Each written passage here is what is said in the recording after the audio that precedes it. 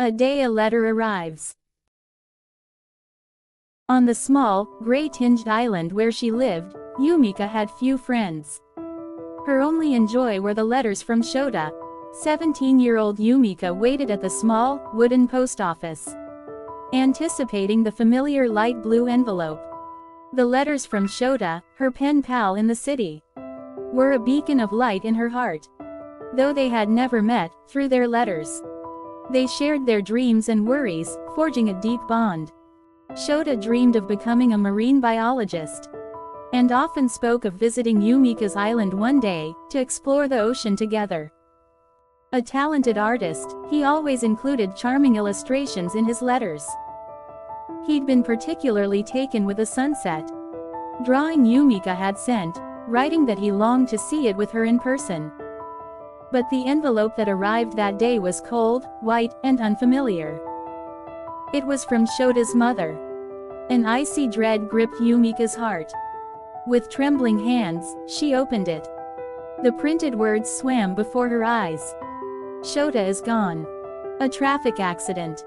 The sudden news sent Umika spiraling into despair. Breathing became a struggle, a heavy weight pressed down on her chest. Thought was impossible. Only tears flowed, unchecked. A few days later, a letter arrived. In Shota's handwriting. In the familiar light blue envelope. For a moment, Umika was tricked into believing he was still alive. Her heart leapt. It was his last letter. Dear Umika, how are you? I'm planning on coming to your island soon. I want to see the beautiful ocean and talk to you face to face. We've only ever written to each other, but the truth is, I really love that sunset drawing you sent. I'd love to see a real sunset with you someday.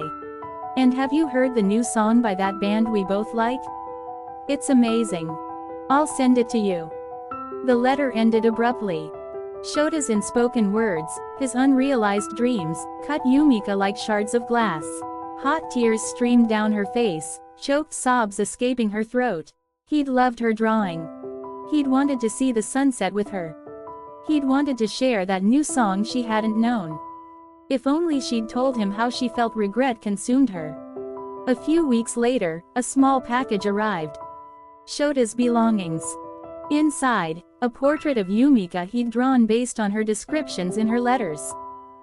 A small seashell, and a mini-disc with the song he'd mentioned. On the seashell, tiny letters, "Let's go to the ocean together someday." Umika clutched the cold shell, sobbing uncontrollably. It felt as though it held a trace of Shota's warmth. She played the mini-disc. The familiar melody washed over her, bringing a torrent of memories. The portrait showed Umika smiling against a backdrop of the ocean, wearing a dress, the color she'd described in her letters. He'd treasured her every word, painting her in his mind. A year later, Umika turned 18. She left her island for the first time, traveling to Shota's town. His house, his school, the park he'd written about. Everything was imbued with his memory. The scent of the sea mingled with the faint fragrance of fragrant olive, evoking a poignant nostalgia. At dusk, Umika stood on the beach Shota had described. The gentle lapping of the waves sounded like his whisper. The sky blazed with a breathtaking sunset, a vibrant fusion of orange and pink. "Shota, can you hear me? I'm here." A gentle breeze brushed her cheek, and a single blue flower, the kind he often drew, the kind that grew in his hometown, drifted down to her feet. It was as if he were touching her. Umika wiped away her tears and smiled. He was gone, but his words, his thoughts, lived on inside her. And someday, somewhere beyond the rainbow, they would meet again. Until then, she would live, holding their promise close to her heart. If you enjoyed this video, please like and subscribe for more.